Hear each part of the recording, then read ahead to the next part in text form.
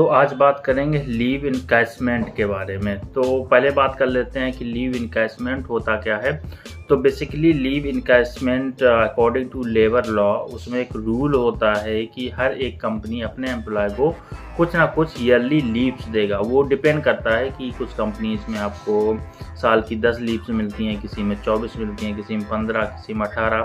तो different company के rules होते हैं, बट कुछ लीव्स मैंडेटरी हैं अकॉर्डिंग टू गवर्नमेंट कि प्राइवेट सेक्टर में आपको कुछ ना कुछ लीव्स आपको देनी पड़ेंगी। एंड इसके अलावा जो अदर लीव्स होती हैं, जैसे कि कुछ CL कैजुअल लीव्स होती हैं, RH होती हैं, वो उस लीव्स में इंक्लूड नहीं होती हैं। तो यहाँ पे बात हो रही है सिर्फ उन लीव्स की जो कि आपके ईयर्स में मल्टीप्लाई होती रहती हैं या ऐड ऑन होती रहती हैं। बेसिकली कि सपोज़ आपको एक साल में 10 लीव्स मिलती हैं किसी कंपनी में एंड आपने उसमें से 5 ली, तो क्या होगा कि वो 5 लीव्स जो हैं वो आपके नेक्स्ट ईयर में ऐड ऑन हो जाएंगी।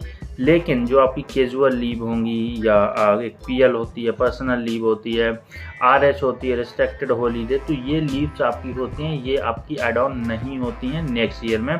तो अभी हम बात करेंगे सिर्फ और सिर्फ एक जो आपकी ऐड ऑन वाली लीव्स होती हैं लीव इनकैशमेंट में। तो उसमें होता क्या है कि आपने सपोज किसी कंपनी में 3 साल, 5 साल, 10 साल, 15 साल, 25 साल काम किया, तो उसमें क्या होता है कि आपकी जो लीव्स हैं वो ऐड ऑन होती रहती हैं एंड वो लीव्स का कैश कंपनी आपको देगी। मान लो आपके पास 30 लीव स्टोर होगी, मतलब 1 महीने की सैलरी हो गई, तो उस हिसाब से कंपनी आपको लीव इनकैशमेंट देती है। जब भी आप कंपनी को छोड़ते हो या जब कंपनी से आप रिटायरमेंट होते हो तो वो उसको बोलते हैं leave encashment. And last year के बजट में जो फाइनेंस मिनिस्टर ने अभी इसके लिए टोटली टैक्स फ्री अमाउंट कर दिया है। मतलब अगर आपकी लीव जो है वो अप टू 25 लाख तक टैक्स फ्री हैं।